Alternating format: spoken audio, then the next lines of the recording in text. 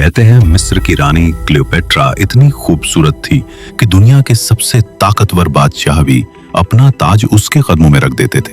इतिहास लिखने वाले बताते हैं कि वो सोने के पलंग पर सोती थी और हर रात उसका साथ देने वाला मर्द अलग होता था, और यही था उसकी जवानी और हुस्न का सबसे बड़ा राज।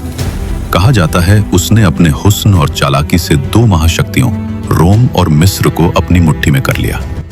लेकिन सवाल यह है, क्या वाकई उसकी खूबसूरती इतनी जादुई थी, या फिर उसके पीछे कोई अनसुना अजीब और खतरनाक खेल छुपा था? क्लियोपेट्रा का नाम सुनते ही लोग उसके हुस्न की मिसाल देते हैं, लेकिन उसके पीछे की राजनीति और चालाकी कम लोग जानते हैं। मिस्र की रानी होने के बावजूद उसने अपने तख्त को बचाने के लिए ऐसे कदम उठाए जो उस दौर में किसी महिला शासक के लिए नामुमकिन माने जाते थे। जब मिस्र में तख्त के लिए उसके अपने भाई ने साजिश रची तो उसने रोम के सबसे ताकतवर आदमी जूलियस सीजर को अपना हमदर्द बना लिया। कहानी है कि क्लियोपेट्रा ने सीजर से मिलने के लिए एक बेहद अनोखा तरीका अपनाया। वो खुद को कालीन में लपेटकर चोरी छिपे सीजर के महल के अंदर ले गई। जब कालीन खोला गया तो सामने एक हुस्न की मिसाल खड़ी थी। सोने जैसे बाल, मोतियों जैसी त्वचा और आंखों में अजीब सी चमक।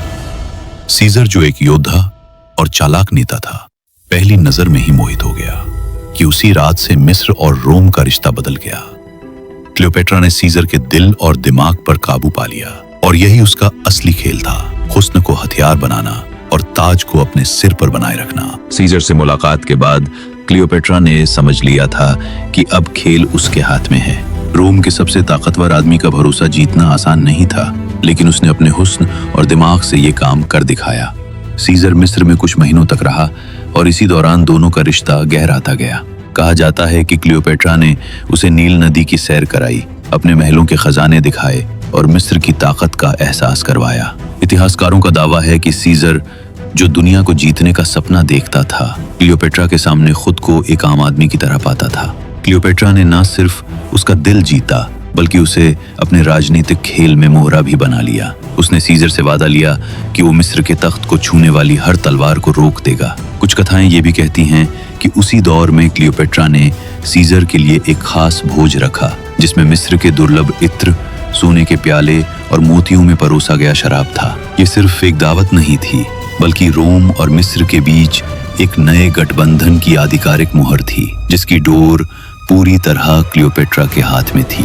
सीजर के साथ गठबंधन ने क्लियोपेट्रा को और भी ताकतवर बना दिया। मिस्र के दरबार में अब उसकी बात को कोई चुनौती नहीं देता था, लेकिन दूर कहीं उसके भाई और दुश्मन चुपचाप अपनी चालें चल रहे थे। महल की गलियों में अफवाहें फैलने लगीं। कोई उसे जहर देने की कोशिश करेगा, कोई रात में उसके जहाज पर हमला करेगा। इस तनाव के बीच भी क्लियोपेट्रा और सीजर के बीच का रिश्ता बदल रहा था। अब वो सिर्फ राजनीति का सौदा नहीं रह गया था, उनके बीच भरोसे और मोहब्बत की एक डोर बुन रही थी। एक शाम नील नदी के किनारे सुनहरी रोशनी में दोनों नाव पर बैठे थे। हवा में मिस्र के फूलों की खुशबू थी और दूर से आती संगीत की धुन। लेकिन इस शांति में भी क्लियोपेट्रा की नजर चौकन्नी थी। उसे मालूम था कि दुश्मन सिर्फ बाहर नहीं, भीतर भी छिपे हैं। सीजर ने उसकी ओर देखा और कहा, जब तक मैं हूं, कोई तुम्हें छू भी नहीं सकता। उस लम्हे में उनके बीच न केवल मोहब्बत पुख्ता हुई, बल्कि एक खतरनाक खेल का भी ऐलान हो गया, जिसमें जीत सिर्फ उसी की होगी जो आखिर तक खड़ा रहेगा। नील की उस रोमांटिक रात के बाद मिस्र में साजिशें और तेज हो गईं। क्लियोपेट्रा का भाई अब खुलेआम विद्रोह की तैयारी कर रहा था। एक रात जब महल में उत्सव चल रहा था, अचानक सैनिकों का एक झुंड गुपचुप तरीके से महल की ओर बढ़ा। उनका इरादा साफ था, क्लियोपेट्रा और सीजर दोनों को खत्म करना। लेकिन यही वो पल था जब क्लियोपेट्रा की असली चतुराई सामने आई। उसने पहले ही अपने वफादारों को खबरदार कर दिया था। अचानक पूरे महल में ढोल नगारे गूंज उठे और मिस्री सैनिक छिपी जगहों से निकल आए। जो दुश्मन अंदर घुस रहे थे, उन्हें चारों तरफ से घेर लिया गया। सीजर ने तलवार उठाई और क्लियोपेट्रा ने अपने हाथ में सोने का खंजर थाम लिया। लड़ाई भयंकर थी, पर इस बार उन्होंने सिर्फ दुश्मनों को हराया नहीं, सबको ये साफ कर दिया कि अब मिस्र और रोम की ये जोड़ी अपराजय है। भयंकर लड़ाई के बाद जब सन्नाटा छाया, क्लियोपेट्रा और सीजर महल की ऊंची बैल्कनी पर अकेले खड़े थे। जलते मशालों की रोशनी में दोनों ने एक दूसरे का हाथ थाम लिया उनकी आंखों में थकान नहीं, मोहब्बत थी। उस पल राजनीति भूलकर वे सिर्फ प्रेमी बन गए। अगली सुबह क्लियोपेट्रा ने दरबार सजवाया। वे सुनहरे सिंहासन पर बैठी थी और उसके पास सीजर खड़ा था। मिस्र के अमीर, व्यापारी और सैनिक सब उसके सामने झुक गए। उसने सबके सामने कहा, जिसने भी मेरी सल्तनत के खिलाफ चाल चली उसका अंजाम यही होगा। इतिहासकार लिखते हैं कि उसी दिन से मिस्र और रोम के बीच का रिश्ता और मजबूत हो गया।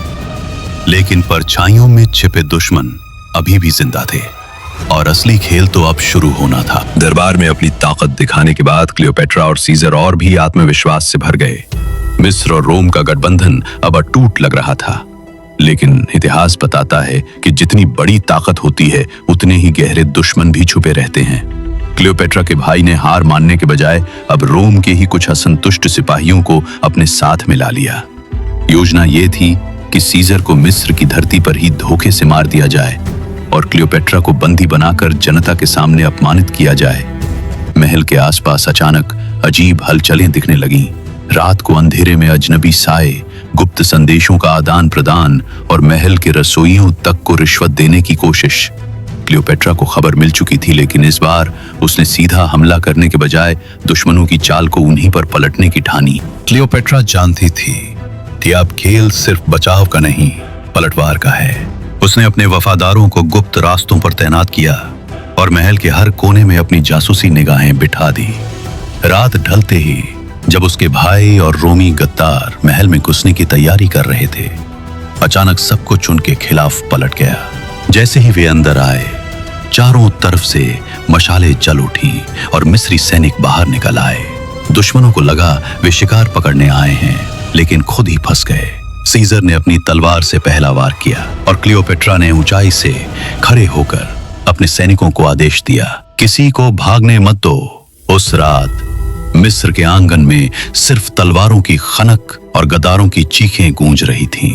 ये जीत साबित करती थी कि क्लियोपेट्रा अब सिर्फ हुस्न से नहीं बल्कि अपनी चतुराई और ताकत से भी इतिहास लिख रही थी।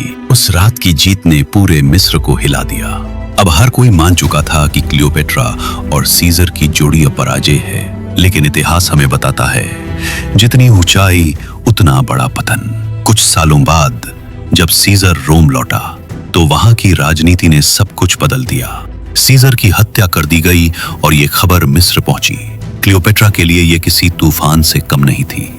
जिस शख्स ने उसे ताकत दी वही अब उसके साथ नहीं था, लेकिन उसने हार नहीं मानी। क्लियोपेट्रा ने मार्क एंटनी से गठबंधन किया और फिर से रोम को अपनी मोहब्बत और चालाकी से अपने कदमों में झुका दिया। लोग कहते हैं उसकी खूबसूरती अब भी उतनी ही जादुई थी, लेकिन उसके भीतर एक डर भी बस चुका था कि हर ताकत का एक अंत होता है। और आखिरकार जब सब दुश्मन उसके खिलाफ हो गए, क्लियोपेट्रा ने जहर का प्याला चुना। कहा जाता है उसने मिस्र की रानी की तरह मरना पसंद किया, बंदी बनकर नहीं। उसकी मौत ने उसे इंसान से ज्यादा एक अमर रहस्य बना दिया।